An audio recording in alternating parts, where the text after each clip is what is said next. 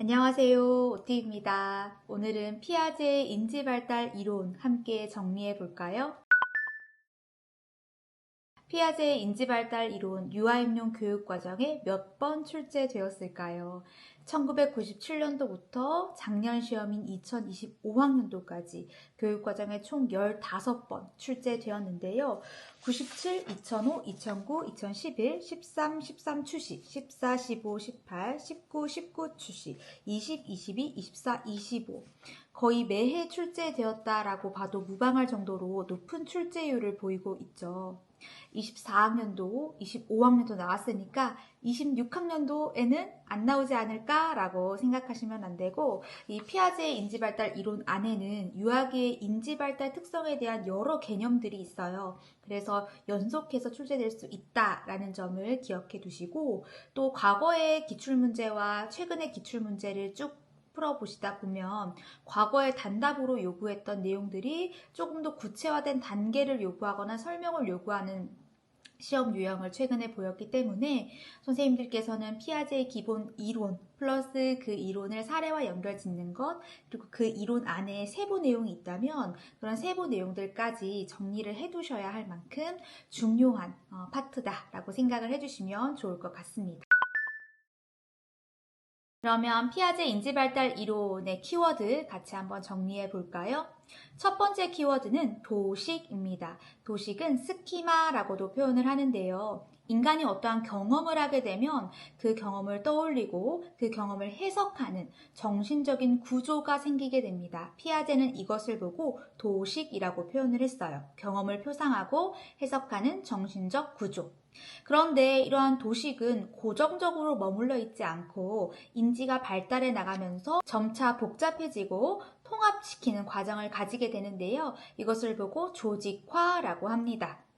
동화와 조절, 두 가지 키워드 아주 중요한데요. 기출문제에도 자주 출제되었고 사례와 연결지어서 선생님들께서 설명하실 수 있을 정도로 정리를 해두셔야 되겠는데요. 동화부터 살펴보면 동화는 기존에 가지고 있는 영유아가 가지고 있는 도식에 근거해서 새로운 경험을 해석하는 과정입니다.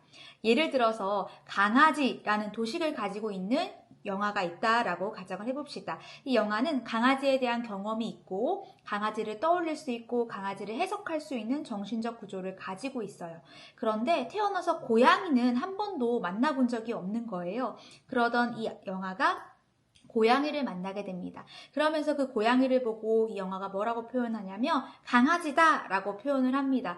그러면 이 예시를 볼 때 이 영화는 기존의 영화가 가지고 있던 강아지라는 도식에 새로운 경험인 고양이를 넣어서 해석을 하고 있죠. 이것처럼 기존의 도식에 근거해서 새로운 경험을 해석하는 것은 동화입니다. 그런데 이 영화가 이 고양이를 계속 보다 보니까 본인이 가지고 있는 강아지라는 해석, 강아지라는 표상, 이 강아지라는 도식을 가지고는 해석이 안 되는 부분들이 있는 거예요. 강아지는 이렇게 높이 점프할 수도 없고 꼬리도 길지 않고 귀 모양도 이렇게 생기지 않았는데 뭔가 다르다라고 하면서 인지적인 갈등을 가지게 됩니다. 인지적 갈등, 기존의 도식과 새로운 정보 사이에 인지적인 불평형을 이룬 상태, 인지적 불평형이라고 표현해도 좋고요. 인지적 갈등이라고 표현하셔도 좋습니다. 그러니까 내가 가지고 있는 도식으로 해석이 안 되는 상황인 거죠. 인지적인 불평형의 상태에 이르는 거예요. 그러면 어떻게 될까요? 이 새로운 경험을 해석하는 과정 속에서 기존의 도식을 수정하는 것이 필요하겠죠. 이건 강아지가 아니구나, 이렇게 꼬리가 길고 점프를 높이 하는 이 동물은 고양이라고 부르는구나 라고 하면서 새로운 경험을 통해서 기존의 도식들을 수정해 나가는 과정인 조절을 겪게 되죠. 그래서 인지적인 갈등의 상태, 불평형의 상태에 있던 것이 평형 상태로 도달하게 되는 그 과정을 보고 평형화라고 표현을 합니다. 그래서 이 도식과 조직화, 동화, 조절, 인지적 갈등, 평형화는 좀 유기적으로 연결되어 있는 개념이라서 선생님들께서 사례와 함께 연결지어서 좀 조직화하셔서 암기를 해두시면 좋겠다라는 생각이 듭니다. 그러면 인지 발달 단계 한번 같이 볼까요? 피아제는 총 4단계로 구분을 해서 인지가 발달해 나간다라고 보고 있는데요. 0세에서 2세, 영아기는 감각운동기, 유아기에 해당되는 2세에서 7세 시기는 전조작기, 그리고 7세에서 11세는 구체적 조작기, 11세 이후는 형식적 조작기라고 보고 있는데요. 0세에서 2세에는 이러한 인지가 발달한다라고 보고 있는 것이 크게 지연 모방 능력과 대상 영속성에 대해서 피아제는 주장을 했습니다. 지연 모방은 모델의 행동을 기억을 했다가 나중에 모방하는, 인지가 발달해야 나중에 모방할 수 있겠죠. 아주 태어난 신생아기에는 그것을 기억했다가 모방하는 능력이 조금 부족하다가 점차 인지가 발달해 나가면서 이 감각운동기에 지연 모방 능력이 생긴다라고 피아제는 주장을 했고요. 대상 영속성, 대상이 안 보여도 존재하고 있다라는 것에 대해서 이 인지할 수 있는 능력이 감각운동기에 발달한다라고 보았습니다. 전조작기 특성 한번 볼까요? 전조작기 특성에 제가 빨간색으로 해놓은 주요한 개념들은 선생님들께서 용어를 정확하게 기출문제에 나왔을 때 이 용어를 쓸 수 있어야 되고, 플러스 이제 용어 단답 기입 문제뿐만이 아니라 사례와 연결돼서 조금 더 구체적으로 설명할 수 있는 문제들이 나오고 있기 때문에 이 용어를 설명하실 수 있는 정도로 공부를 해두시면 좋을 것 같아요. 첫 번째, 상징적 사고를 하는 시기다. 유치원에 보면 구조적인 놀잇감도 있고 비구조적인 놀잇감도 있죠. 구조적인 놀잇감, 동물 모형이나 음식 모형과 같은 놀잇감들, 비구조적인 놀잇감, 블럭 같은 것들이 대표적인 예이죠. 이 블럭을 가지고 유아들이 그냥 블럭 쌓기만 하는 것이 아니라 네모난 블럭 하나 가지고 이거는 뭐 국수야 라고 표현했다가 이건 자동차야 어떤가요? 실제로 이 비구조적인 놀잇감의 특성에서 뭐 자동차와 닮은 모습이 거의 없고 국수와 닮은 모습이 거의 없지만 아이들은 자신이 상상한, 자신이 표상한 것을 드러내고 있어요. 이것이 바로 상징적 사고의 대표적인 예시인데요. 표상을 상징으로 표현할 수 있음. 상상놀이 같은 예시가 시험 문제에 나오면 이거는 상징적 사고를 하고 있는 예시구나 라고 연결을 지으실 수 있어야 되겠고요. 물활론적인 사고는요, 무생물의 생명을 부여하는 사고, 무생물이 인간처럼 감정을 느낀다라고 생각하는 사고라고 이해하시면 되겠는데요. 이 물활론적인 사고가 2009년도 출시에 물활론적 사고 이렇게 단답을 기입하는 문제가 나왔다면 2025학년도에는 물발론적인 사고 중에서도 몇 단계에 해당하고 왜 이 단계인지를 설명하라는 문제가 나왔어요. 그래서 지금까지는 물활론적 사고 이렇게 공부를 하셨다면 사례에 나와 있는 것이 왜 물활론적인 사고인지 몇 단계인지 이런 것들까지 설명하실 수 있어야 되겠습니다. 그럼 단계를 한번 볼까요? 1단계 모든 사물이 살아있다고 사고하는 거예요. 책도 책상도 다 살아있다라고 사고하는 것이 1단계. 2단계 움직이는 것은 살아있다. 구름 움직이니까 살아있고 자동차도 움직이니까 살아있다라고 보는 거죠. 3단계 스스로 움직이는 것만 살아있어요. 구름 스스로 움직이죠. 살아있다라고 봅니다. 그런데 자동차 누군가가 시동을 걸고 움직여야 되죠. 그렇기 때문에 살아있지 않다라고 보는 것이죠. 4단계 생물학적인 생물, 식물이나 동물과 같은 것들만 살아있다라고 사고하는 것이 4단계입니다. 자기중심적인 사고, 자기 자신의 시각에서 세상을 해석하는 거예요. 나와 똑같이 상대방도 생각한다라고 생각하는 사고인 거죠. 예를 들어서 우리 좀 귀엽고 사랑스러운 자기중심적인 사고가 있는데 유치원에서 아이들이 선생님을 정말 많이 사랑해주죠. 그러면서 선생님 이거 편지예요. 선생님 사랑해요. 이러면서 이런 표현을 많이 하면서 내가 좋아하는 것을 선생님도 좋아할 것이다 라고 생각하는 귀여운 자기중심적 사고를 보일 때가 있습니다. 티니핑 스티커 이런 거 내가 좋아하니까 선생님도 좋아할 것 같아서 선생님 주려고 사왔어요. 선생님 이거 하세요. 이런 모습들을 볼 수 있습니다. 네, 그래서 자기 자신의 시각에서 세상을 인식하는 사고는 자기중심적인 사고다라고 보시면 되겠고요. 조망 수용 능력이 전조작기 유아들에게는 부족하다라고 피아제는 보았어요. 조망 수용 능력이 뭐냐면 다른 사람의 입장에 서서 사고할 수 있는 능력이에요. 우리 유치원에서 선생님들이 자 오른손 들어보세요 하면서 오른손을 안 들고 왼손 들죠. 왜 그런가요? 선생님 손이 오른손이라고 해서 오른손을 들어버리면 아이들은 반대편에서 이쪽 손이 오른손인 줄 알거든요. 그래서 오른손 들어보자 하면 선생님은 왼손을 들게 되는 거죠.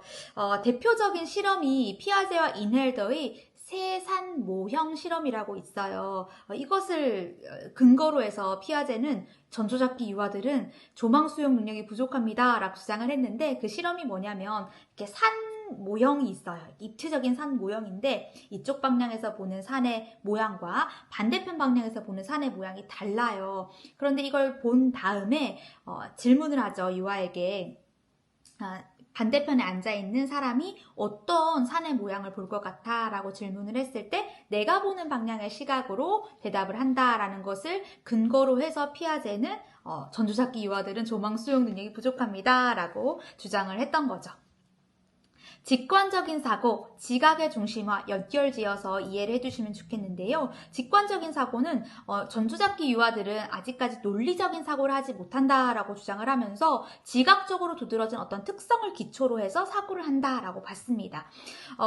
이렇게 조금 직관적인 사고가 조금 더 넓은 개념이고, 지각의 중심화는 지각적으로 두드러진 한 가지 측면에만 고려하고 다른 요소를 보지 못하는 특성을 지각의 중심화라고 하는데요. 기출문제를 보면 조금 더 잘 이해가 될 것 같아요. 2013년도 문제를 먼저 한번 볼까요? 2013년도 문제 한번 보시면 평소 곤충을 좋아하는 민수가 벌이 위험하다는 것을 알아요. 아는데 벌을 발견하고 잡으려다가 쏘였어요.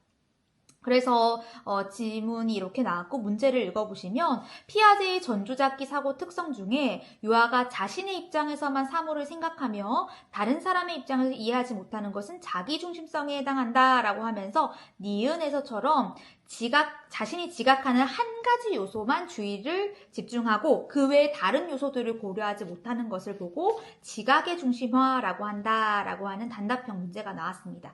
그러니까 예시를 봤을 때 어떤 한 가지 특성에만 집중을 하고 다른 요소를 고려하지 못한다라는 내용이 나왔을 때 지각의 중심화라는 키워드를 쓰시면 되겠습니다. 다음으로 또 중요한 개념이 나오는데요. 보존 개념이 나와요. 전조잡기 유아들은 보존 개념이 결여되어 있다라고 피아제는 주장을 했어요. 보존 개념이 뭐냐면요. 물체의 어떤 외형이 변하더라도 속성은 변하지 않는다라는 것을 인식할 수 있는 능력이 보존 개념이에요. 그런데 전조잡기 유아들은 물체의 외형이 변하면 속성도 변한다라고 인식을 하는 거죠. 대표적인 예시로 나오는 게 있어요. 우리 2009년 문제 그림을 보면서 한번 함께 이해를 해볼까요? 2009년도 객관식 문제 그림 보시면 A 비커와 B 비커가 있죠. 똑같은 외형을 가지고 있고 물의 양도 똑같습니다. 그런데 이 유아가 보는 앞에서 B에 있는 컵의 물을 C 비커로 옮겨요. 그랬더니 어떤가요? A 비커와 C 비커의 물의 양은 변하지 않았죠. 그런데 외형이 바뀌었어요. 전조잡기 유아들은 뭐라고 답했을까요? 어떤 컵에 물이 더 많을까라고 질문을 했을 때 C의 비커에 있는 물이 더 많아요 라고 답변을 했다라는 것이죠. 이것을 근거로 해서 이걸 피아제 액체량 보존 실험이라고 하는데요. 이걸 보고 전조잡기 유아들은 보존 개념이 좀 결여되어 있다라고 피아제는 주장을 해요. 보존 개념을 이해하기 위해서는 세부 특성이 있는데요. 이 세부 특성도 기출에 나왔기 때문에 선생님들께서 이 세 가지 개념을 명확하게 정리를 해두셔야 되는데요. 첫 번째, 가역성이라는 개념입니다. 가역성은 원래 상태로 되돌리면 동일해짐을 이해하는 것. 만약에 이 유아가 이렇게 답변했어요. 다시 B 비커에 옮겨 담으면 양이 똑같으니까 두 개는 똑같아요 라고 대답을 했어요. 그러면 이 유아는 가역성에 대한 것을 이해하고 있는 거예요. 다시 되돌렸을 때 똑같다라는 것을 이해하고 있는 거죠. 이걸 이해한다면 보존 개념을 이해할 수 있는 거죠. 두 번째는 뭐냐면요. 보상성이에요. 변화된 대상의 두 가지 특성의 보상관계를 이해함. 이게 무슨 의미냐면요. 지금 B 비커의 너비가 좁아졌어요. 그런데 대신에 길이가 길어졌죠. 그러니까 이 유아가 A 비커에 있는 물이랑 C 비커에 있는 물이랑 똑같아요. 왜냐하면 이 B 비커가 너비가 좁아졌지만 길이가 넓어졌기 때문에 결국엔 똑같다라는 이 개념에 대해서 유아가, 아동이 이해한다면 이 아동은 이 보상성에 대한 개념을 이해하고 있는 거죠. 길이가 길어진 대신 너비가 좁아졌다. 너비가 넓어진 대신 길이가 짧아졌다. 서로 상호 보완 관계에 있는 이 보상성을 이해한다면 보존 개념을 가질 텐데 피아제의 실험에서는 이것이 좀 부족했다라고 보고 있는 것이고요. 세 번째 이 보존 개념의 특성은 동일성입니다. 외형의 변화 외에 속성의 변화가 없음을 이해함. 만약에 이 아동이 그런데 옮겨 담기만 했지 물을 더 넣진 않았잖아요. 그러니까 똑같죠 라고 대답을 했다면 외형은 바뀌었지만 물을 더 넣거나 물을 더 빼지 않았기 때문에, 그러니까 속성은 변하지 않았기 때문에 동일하다라는 것을 이해한다면 이 동일성에 대해서 이해하고 있는 것이다 라고 볼 수 있는 거죠. 그래서 이 보존 개념 안에는 세 가지 특성, 되돌리면 원래대로 돌아간다, 가역성, 보상성, 한 가지 특성이 변했지만 또 다른 특성이 서로 보완 관계에 있다라는 이 보상 관계에 대해서 이해하는 능력. 세 번째, 동일성, 뭔가를 더하거나 빼지 않았기 때문에 속성이 변하지 않았다, 외형만 바뀌었다라는 것을 이해할 수 있는 것. 이 세 가지 특성이 담겨져 있다라고 볼 수 있고, 전조잡기 유아들은 이것이 결여되어 있다라고 주장한 것이 피아제의 인지발달 단계의 보존 개념의 결여입니다. 그래서 선생님들께서는 보존 개념의 정의를 외워두셔야 되고요. 보존 개념 안에 있는 가역성, 보상성, 동일성을 사례와 연결지어서 설명하실 수 있어야 되겠습니다.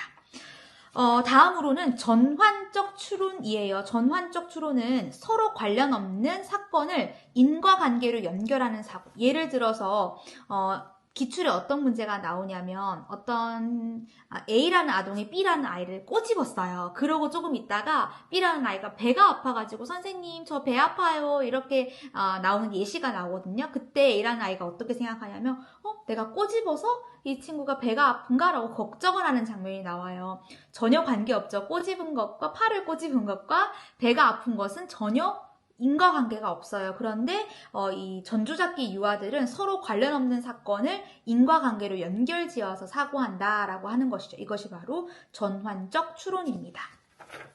유목 개념의 부족, 그러니까 전조잡기 유아의 아이들은 전조잡기 아이들은 전체와 부분의 관계를 이해하는 능력이 조금 부족하다라고 보았고요. 인공론, 모든 현상, 모든 사물, 눈이 오고 비가 내리는 것도 인간과 어떤 인간의 수행과 연결지어서 이해하는 예시, 이런 것들이 나오면 인공론이다라고 보시면 되겠고요. 실제로 꿈이나 생각이 실제로 존재한다라고 믿는 것, 실제론이라고 보시면 되겠습니다.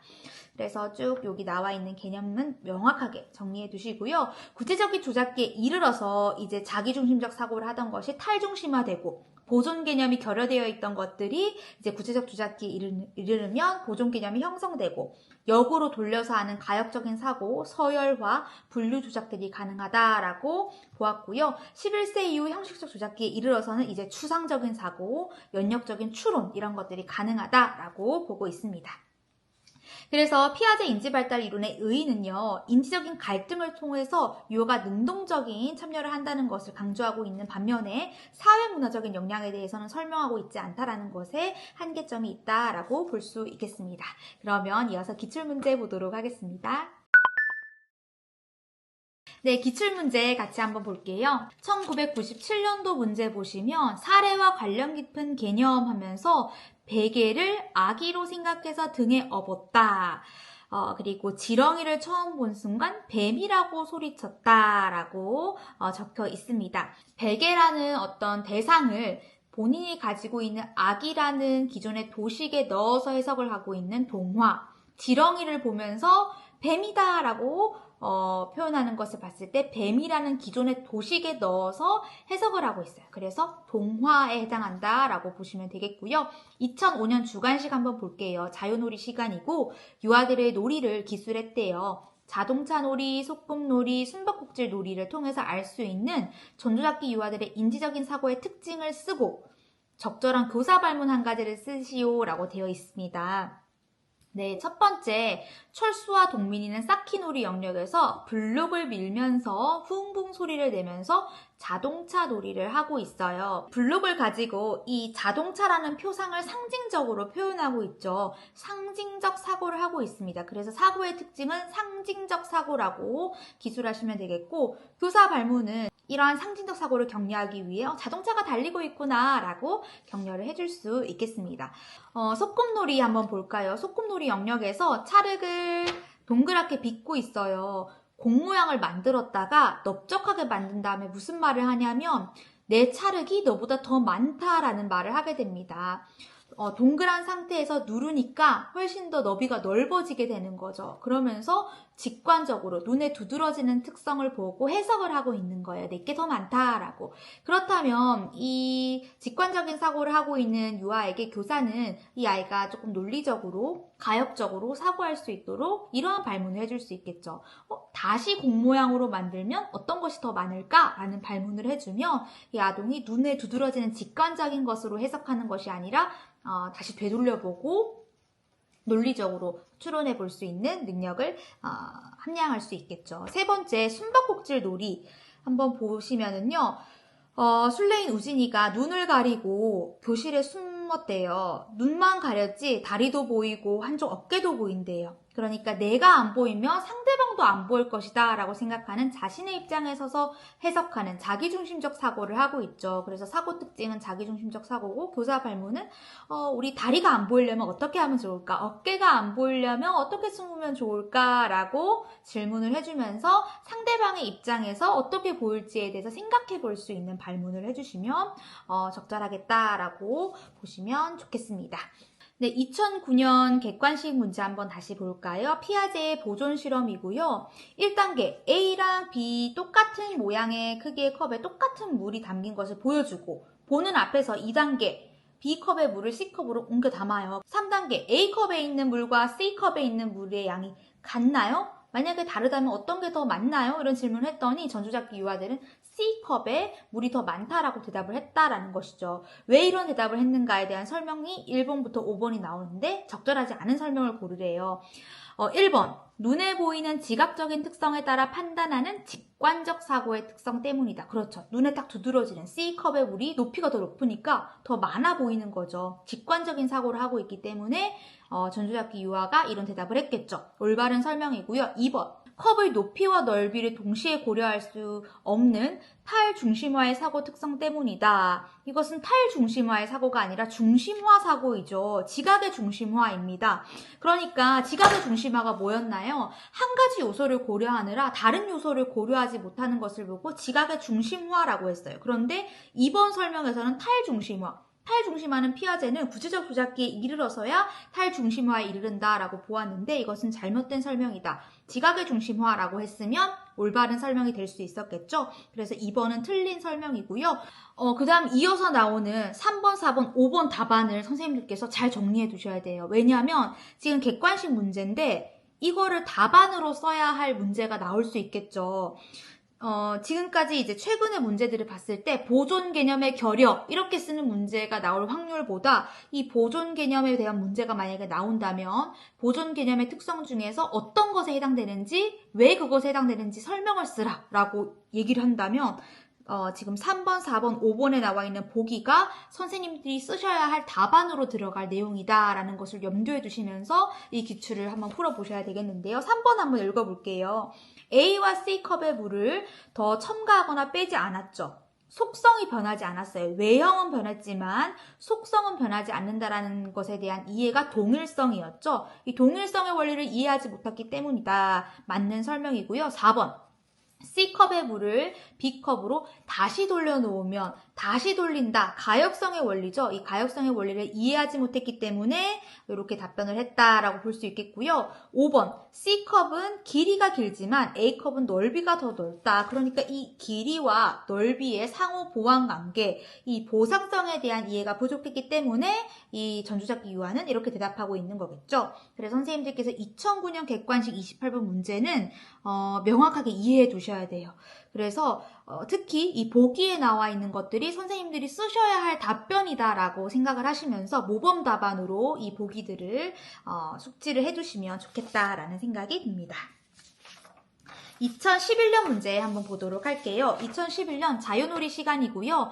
진이가 이 과학 영역에서 가하 활동을 하는 과정에서 일어난 상황이고 밑에 문제 먼저 읽어보면 피아제의 인지발달 기제 중에 기억과 디귿에 해당하는 것이 무엇인지 밝히고 이 기억과 디귿의 사례와 관련지어서 그 특징을 논하라 라는 문제가 나왔네요.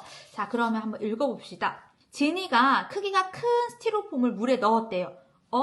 이건 큰데 왜 뜨지? 이 문장의 선생님들께서는 해석을 하셔야 되겠죠. 지금 진이가 큰 거는 가라앉는다. 물체의 크기가 큰 것은 가라앉는다 라는 자기의 기존의 도식에 근거해서 지금 상황을 해석하고 있어요. 동화하려고 했는데 왜 뜨지? 하면서 지금 인지적인 갈등을 일으키고 있는 모습을 볼 수 있죠. 그럼 기억 한번 읽어볼게요. 제니는 스티로폼을 손으로 가라앉히려고 물속으로 밀어보지만 손을 떼면 다시 떠오르고 또 가라앉히려고 해요. 기억의 모습을 통해서 무엇을 볼 수 있나요? 네, 방금 말씀드렸던 동화의 모습을 볼 수 있죠. 인지발달 기제 중에 큰 물체는 가라앉는다라는 기존의 도식을 가지고 해석을 하고 있는 모습을 볼 수 있습니다. 그럼 답안에는 뭐라고 써야 될까요? 기억, 동화, 제니는 크기가 큰 물건은 가라앉는다는 기존의 도식에 따라 스티로폼을 가라앉히려 행동하고 있다라고 쓰시면 되겠고요.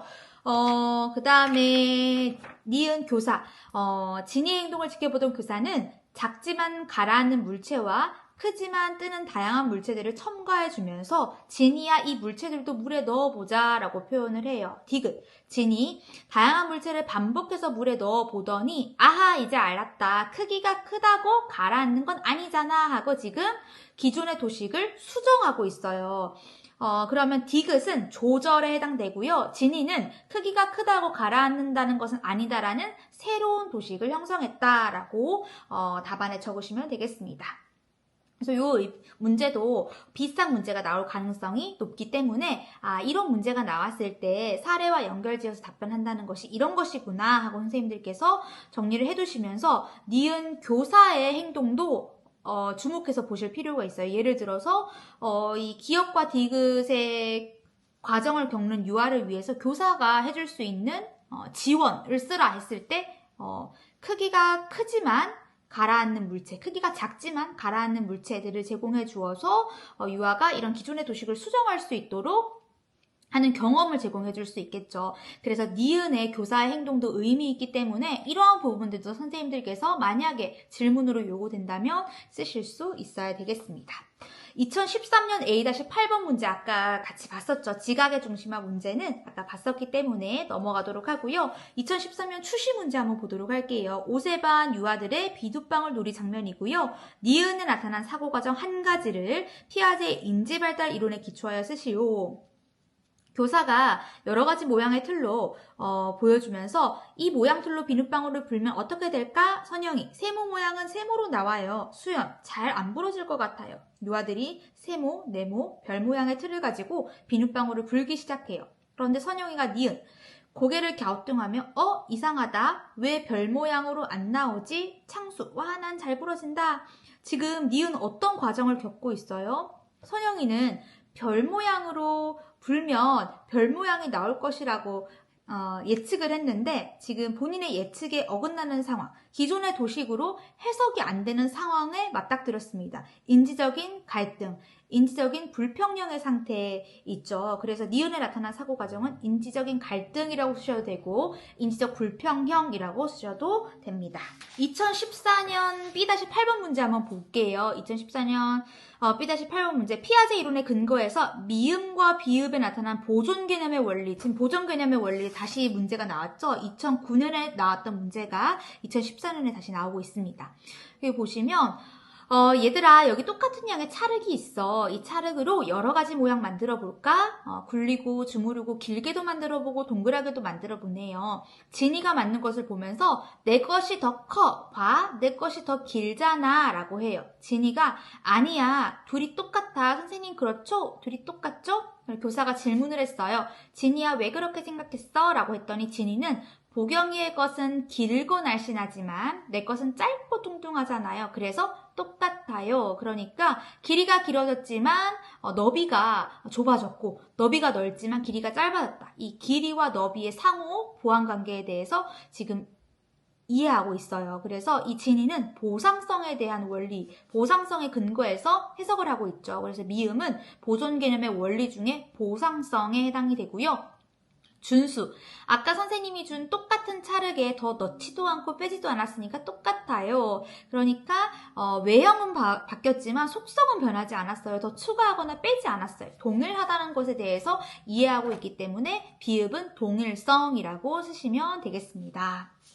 2015년 A-4번 문제 한번 볼까요? 유아기 사고의 특성을 보여주는 예이다 라고 하면서 1번 가에서 겨우니가 보여주는 유아기 사고의 특성을 나타내는 용어 한 가지를 쓰고 이를 보여주는 상황을 가에서 찾아 서술하라 라고 되어 있어요. 먼저 1번 문제부터 한번 볼까요? 4살 겨우니는 소진이와 약간 다퉜대요. 소진이가 겨우니 과자를 먹으려고 해서 소진이 손등을 꼬집었대요. 아까 제가 설명드릴 때 예시가 여기 나오네요. 그리고 나서 조금 시간이 지난 다음에 소진이가 배가 아프다며 울기 시작했대요.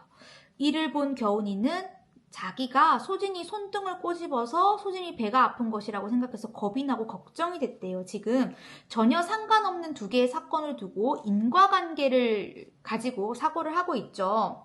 그래서 이러한 유아기 사고의 특성은 전환적 추론이라고 쓰시면 되고 가에서 찾아 쓰라고 했으니까 자신이 손등을 꼬집은 행동으로 인해 소진이의 배가 아픈 것이라고 전혀 상관없는 두 개의 사건을 인과관계로 연결짓고 있다. 이렇게 쓰시면 되겠습니다. 2번 문제. 나에서 나훈이가 보여주는 유아기 사고의 특성 두 가지를 나타내는 용어를 단답형으로 쓰라는 문제가 나왔는데요. 나 한번 볼까요? 3세 나훈이는요. 인형을 앞에 놓고 숟가락을 마이크처럼 입에 댄 채 노래를 부르고 있다. 나훈이는 실수로 숟가락을 놓쳐서 인형의 머리 위에 떨어뜨렸는데 인형한테 호호 불어주면서 괜찮아? 많이 아프지? 이렇게 하고 있어요. 지금 보시면 일단 숟가락을 마이크처럼 부르는 행동. 마이크라는 자신의 표상을 가지고 상징적인 표현을 하고 있거든요. 그래서 이런 상상놀이 예시가 나오면 상징적 사고에 해당된다라고 했죠. 그래서 이 숟가락을 마이크처럼 부르는 이 놀이, 상상놀이를 볼 때 상징적 사고를 하고 있다라고 볼 수 있고요. 두 번째는 인형이 아프지 않겠죠. 그런데 인형에게도 생명이 있고 인형도 인간과 같이 감정을 느낀다라고 지금 보고 있으면서 많이 아프지 이런 행동들을 보이고 있어요. 이것을 볼 때 물환론적인 사고를 하고 있다라고 볼 수 있겠습니다. 3번 다에서 비가역성 때문에 나타나는 현우의 유아기 사고 특성을 서술하래요. 다의 상황이 뭐냐면 현우 엄마가 현우 5개, 누나 5개네 라고 말하면서 똑같은 개수가 있음을 확인시켰지만 현우는 누나 과자가 더 많다 하면서 웁니다. 그래서 여기서 비가역성 때문에 나타나는 현우의 유아기 사고 특성을 서술하라 라고 되어 있어요. 누나의 과자가 더 넓은 간격으로 놓여져 있다 라고 본 것으로 볼 때 직관적인 사고를 할 수 있음을 알 수 있고 자신의 과자와 누나의 과자를 원래 상태로 뒤돌리면 개수가 동일해진다. 이 간격을 좁히면 동일해진다 라는 이 가역적인 사고를 하지 못한다 라는 것을 볼 때 보존 개념이 미발달되어 있다 라고 볼 수 있겠죠. 2018년 B-7번 문제 한번 볼게요. A, B, C에 해당되는 용어를 쓰라고 하는데요. 김 교사는 피아제 이론에 기초하여 유아들이 A와 조절을 통해 B를 이루어가면서 인지 발달을 해가도록 돕는 교사 역할을 중시한대요. 이를 위해 김 교사는 유아들이 C를 일으키도록 지원하는 교사 역할을 수행하였다라고 되어 있습니다. 위의 지문을 선생님들께서 차근차근 읽어보시면 자석과 관련된 활동을 하고 있고 아이들이 자석에 붙는 것, 붙지 않는 것을 실험을 통해서 경험하고 있는 모습 그리고 예측해보고 그 예측이 맞는지 아닌지 또 경험해보는 과정을 가지고 있죠. 이런 것을 봤을 때 김 교사는 아이들이 기존에 자기가 가지고 있는 도식에 해석을 해보거나 그것에 해석되지 않을 때 새로운 도식을 생성하는 동화와 조절의 과정을 갖고 있다라고 볼 수 있겠고 이 동화와 조절을 통해서 평형화를 이루어가면서 인지 발달해 나가도록 돕는 교사 역할을 중시할 수 있겠고요. 그렇게 하기 위해서는 아이들이 이 동화와 조절의 과정을 가지려면 인지적인 갈등을 일으키도록 하는 교사의 역할이 필요하고 유아들이 인지 발달해 나간다라고 볼 수 있겠습니다. 그래서 사실 이 지문은 위의 사례를 보지 않아도 기본 개념에 대한 설명이어서 쓸 수 있지만 그래도 교사의 역할 쭉 한번 읽어보고 기본 개념들 떠올리셔서 쓰셔야 하는 문제다라고 보시면 되겠습니다. 2019년 B-8번 문제 한번 보도록 할게요. 가는 피아제의 이론에 기초할 때 전조잡기 유아들의 사고 특성을 보여주는 대화의 예이다. 1. 상징적 사고의 특성을 보이는 유아의 말을 가에서 찾아 쓰고 2. 보존 개념이 아직 획득되지 않았음을 보여주는 유아의 말 두 가지를 가에서 찾아 쓰시오. 자, 상징적 사고의 특성 나타나는 유아의 말 먼저 찾아볼까요? 자, 은희와 찬영이와 재경이가 실외 놀이터에서 컵에 물을 옮겨 담으면서 이야기하고 있어요. 내가 주스 파는 사람 할게. 주스 사세요. 바로 나왔네요. 지금 물을 가지고 주스라는 자기가 표상하고 있는 것을 상징적으로 표현하고 있죠. 그래서 이 상징적 사고 특성 보이는 유아의 말, 은희의 말을 쓰시면 됩니다. 내가 주스 파는 사람 할게. 주스 사세요. 그러면 보존 개념이 획득되지 않았음을 나타내는 유아의 말 한번 찾아볼까요? 찬영. 은희가 길쭉한 컵 속에 담긴 물을 넓적한 컵에 옮겨 담았더니 찬영이 물이 적어졌다. 그리고 다시 옮겨 담으니까 물이 다시 많아졌어 라고 하는 모습을 보이고 있습니다. 그럼 우리는 답안에 뭐라고 쓰면 좋을까요? 물이 적어졌다? 물이 다시 많아졌어. 요걸 쓰시면 되겠고 최근 문제에서는 이 유아의 말을 찾아서 쓰는 것뿐만이 아니라 이것이 왜 그것에 해당되는 문제인지를 설명하도록 하고 있기 때문에 만약에 설명까지 하라고 한다면 물이 적어졌다, 물이 많아졌어와 같이 컵의 외형만 바뀌었음에도 불구하고 속성이 바뀌었다라고 생각하는 모습을 통해서 보존 개념이 결여되어 있음을 알 수 있다와 같이 좀 부가적인 설명까지 쓰시는 연습도 해주시면 좋겠다라는 생각이 듭니다. 2019년 추시 문제 한번 보도록 할게요. 밑줄 친 니은에 해당하는 유아 사고의 특성. 해, 바람, 구름이 살아서 움직이고 말하는 것으로 생각하는 사고. 그러니까 이런 해와 바람, 구름도 사람처럼 생명이 있고 사람처럼 말하고 감정이 있다라고 생각하는 물활론적인 사고죠.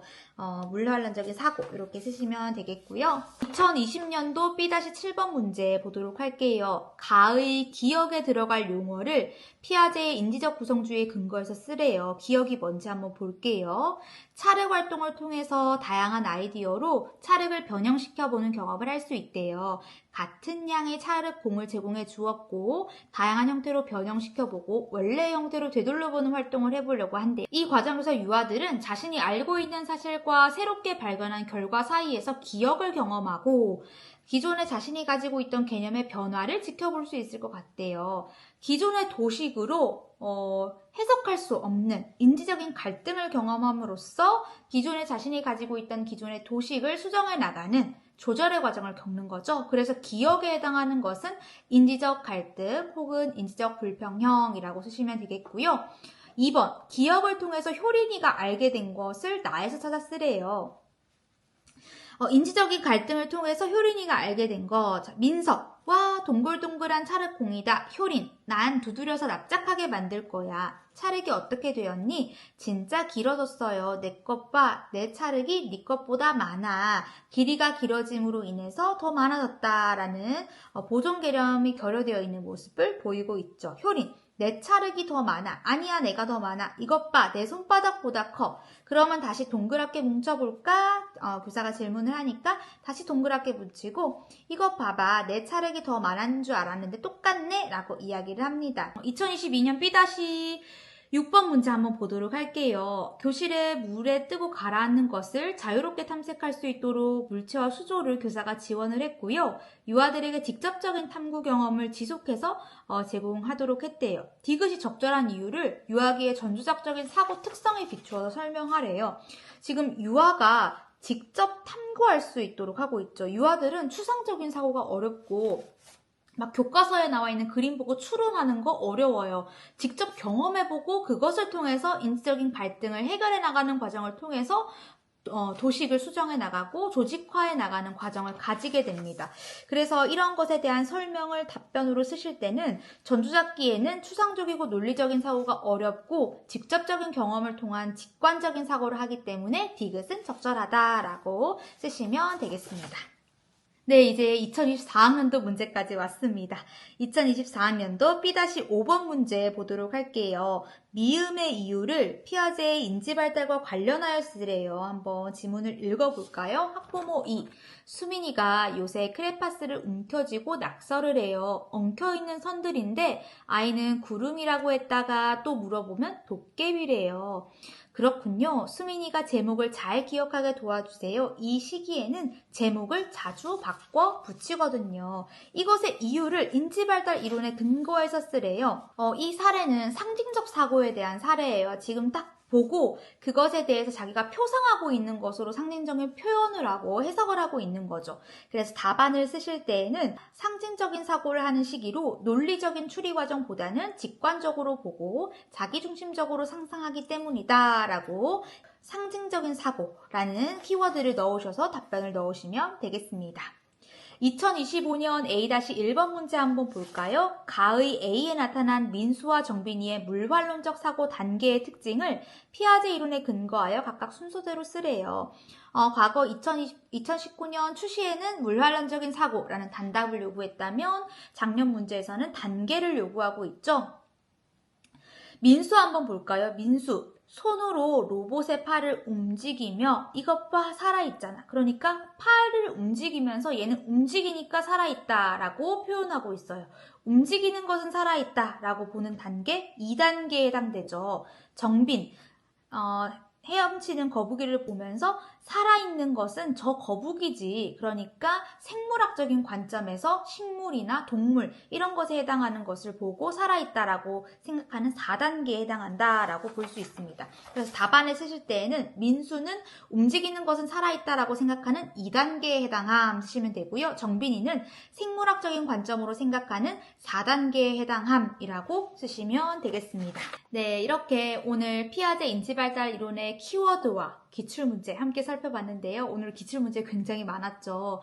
선생님들께서 이 키워드를 잘 암기하시는 것도 중요하지만 우리는 문제가 거의 사례 위주로 나오잖아요. 상황을 보고 그 상황과 이론을 연결시키는 것, 그 상황을 이론적인 관점에서 해석해서 답안으로 쓰는 것이 요구되고 있기 때문에 기출문제를 쭉 읽으면서 과거의 문제라고 하더라도 그 과거에 나온 보기에 대한 해당하는 것들이 우리가 답변으로 써야 하는 모범 답안이다라는 생각으로 쭉 정리를 해두시면 좋겠습니다. 네, 다음 시간에는 비고스키 정리해서 오도록 하겠습니다. 오늘도 수고 많으셨습니다.